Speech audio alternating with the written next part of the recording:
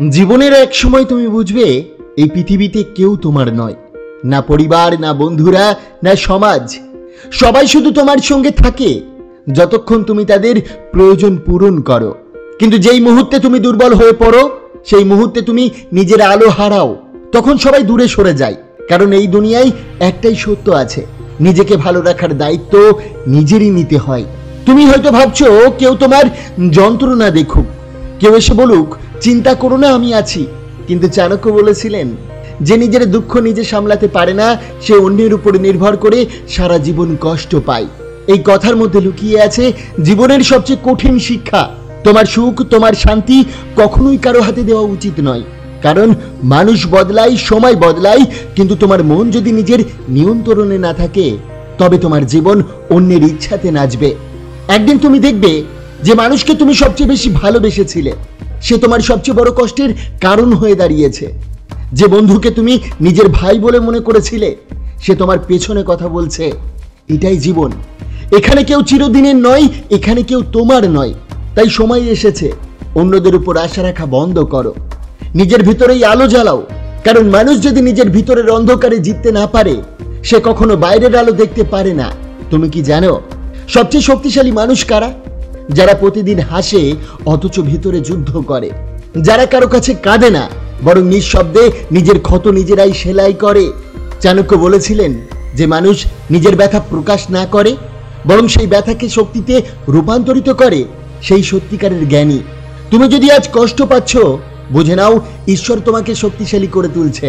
তোমার জীবনে যত মানুষ এসেছে, সবাই তোমাকে কিছু না কিছু শিখিয়েছে। কেউ ভালোবাসা দিয়েছে, কেউ প্রতারণা, কিন্তু দুটোই দরকার ছিল। কারণ এভাবেই তুমি বড় হয়েছ। এখন সময় এসেছে নিজের দায়িত্ব নিজের হাতে নেওয়ার, নিজের যত্ন নেওয়ার। মন খারাপ হলে বাইরে যেও, প্রকৃতির কাছে বসো, নীরবতায় কথা বলো নিজের সঙ্গে। কারণ তুমি যতবার নিজের ভিতরে ডুব দেবে, ততবার নিজের শান্তি ফিরে পাবে। তুমি যদি নিজের শরীর, মন আর আত্মাকে সম্মান না দাও, তাহলে অন্য কেউ কখনো দেবে না। নিজেকে ভালো রাখার মানে শুধু হাসি নয়, এ মানে নিজের মানসিক ভারসাম্য রক্ষা করা, নিজের প্রতি দায়িত্বশীল থাকা। প্রতিদিন 10 মিনিট নিজের সঙ্গে কাটাও, নিজেকে প্রশ্ন করো, আজ আমি কেমন আছি? এই প্রশ্নটাই একদিন তোমাকে মুক্তি দেবে। চাণক্য আবারও বলেছিলেন, যে ব্যক্তি নিজের চিন্তাকে নিয়ন্ত্রণ করতে পারে, সে সমগ্র পৃথিবীকে নিজের পায়ের নিচে আনতে পারে।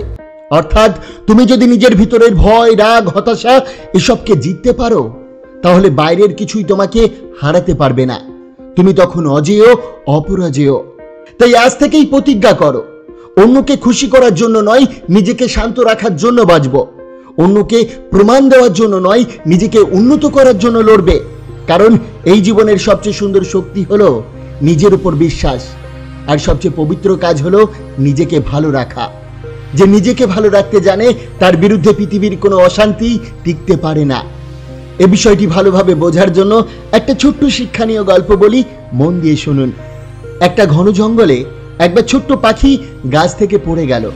তার ডানাটা ভেঙে গেছে, সে উড়তে পারছে না, চোখে ভয়, মনে যন্ত্রণা। প্রথমে বনের হরিণ এসে বলল, চিন্তা করো না, আমি তোমার পাশে আছি। বনের বানর এসে কিছু ফল এনে দিল, আর অন্য পাখিরা এসে মাথায় ছায়া দিল। কিন্তু সময় গড়াতে গড়াতে সবাই চলে গেল। কারণ পৃথিবীর নিয়মটাই এমন, কেউ কারো পাশে চিরদিন থাকে না।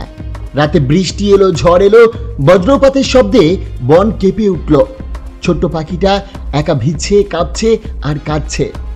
সে আকাশের দিকে তাকিয়ে চিৎকার করে বলল, কেউ নেই, কেউ আসবে না আমাকে বাঁচাতে? কিন্তু সেদিন আকাশ থেকে কোনো উত্তর এলো না। শুধু নিজের বুকের ভিতর থেকে একটা কণ্ঠ বলল, যতক্ষণ আমি আছি আমি হারবো না। তারপর দিন পেরিয়ে গেল।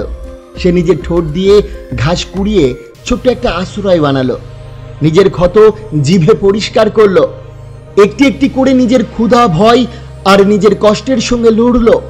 সপ্তাহ কেটে গেল। এক সকালে যখন সূর্যের আলো গাছের পাতায় পৌঁছালো, সে টের পেল তার ডানাটা আবার নড়ছে। সে একবার মাথা তুলল, আকাশের দিকে তাকালো আর নিঃশব্দে উঠল। সেই মুহূর্তে সে বুঝলো যে নিজেকে বাঁচানোর দায়িত্ব নিজে নেই, ঈশ্বর তাকেই শক্তি দেন উঠতে। এই গল্পের শিক্ষা একটাই, পৃথিবীতে সবাই তোমার প্রতি সহানুভূতি দেখাবে, কিন্তু কেউ তোমার ডানা গজিয়ে দিতে পারবে না। তোমার ডানার শক্তি তোমাকেই গড়ে তুলতে হয়। আচার্য চাণক্য তার নীতিতে বলেছিলেন, যে ব্যক্তি নিজের দুঃখ নিজের মধ্যে ধারণ করতে জানে সেই নিজের জীবনের সত্যিকারের নিয়ন্ত্রক। তাই শেষ কথাটি মনে রেখো, নিজেকে ভালো রেখো, কারণ তুমিই তোমার সবচেয়ে বড় শক্তি। বন্ধুরা, আশা করি ছোট্ট এই ভিডিওটি আপনার অনেক অনেক ভালো লেগেছে। অবশ্যই ভিডিওটিকে একটি লাইক করবেন, কমেন্ট করবেন, প্রিয়জনের কাছে শেয়ার করতে ভুলবেন না। আপনি যদি আমাদের পরিবারে নতুন হয়ে থাকেন অবশ্যই চ্যানেলটিকে সাবস্ক্রাইব করে পাশে থাকা বেল আইকনটি প্রেস করতে ভুলবেন না। আপনাকে অসংখ্য ধন্যবাদ ভিডিওটি শেষ পর্যন্ত দেখার জন্য।